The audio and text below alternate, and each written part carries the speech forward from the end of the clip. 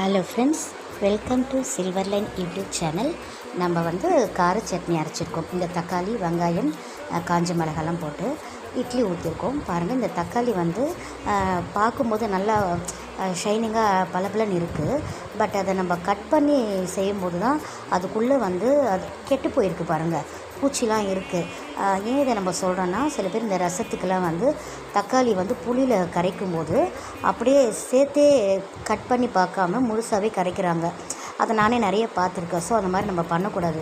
Cut பண்ணிவிட்டு தான் நம்ம தக்காளியெல்லாம் யூஸ் பண்ணணும். ஸோ அதுக்காக தான் சொன்னேன். பாருங்கள், இதில் பெரிய வெங்காயம், இந்த தக்காளி, அப்புறமா காஞ்ச மிளகா, சும்மா கலரிங்களுக்காக இந்த காஷ்மீரி சில்லி, கொத்தமல்லி, கருவேப்பிலை, கல் உப்பு எல்லாமே போட்டு அரைச்சிருக்கேன்.